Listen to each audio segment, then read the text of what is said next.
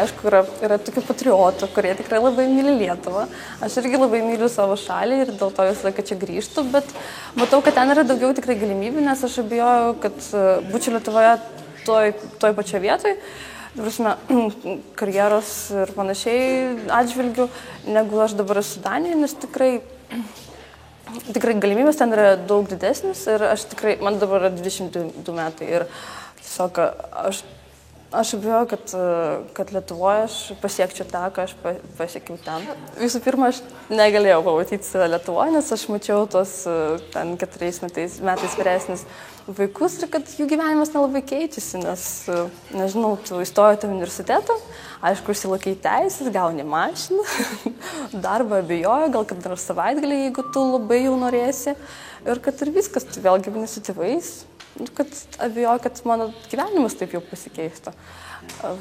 Tikrai važiuokit, o visų pirma, ką prarast, visų antra, ką mokėti už mokslus, visų trečia, ten yra labai linksma, labai faina ir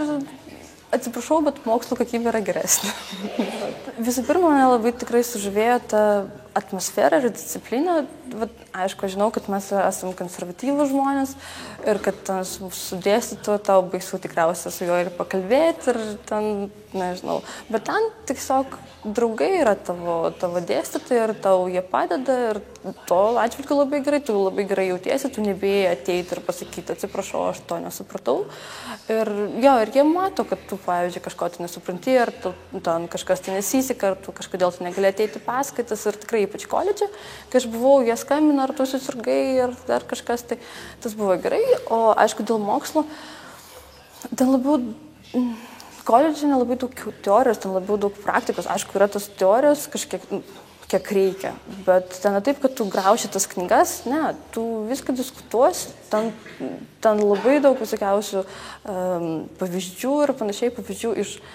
mūsų amžiaus šitų metų, o ne, pavyzdžiui, prieš 20-30 metų, kaip kartais Lietuvos universitetos dėstytojai ateina su tais užrašais, kaip ten, nežinau, prieš kiek buvo 70 metais. Tai tas gerai, taip up to date, galima taip pasakyti.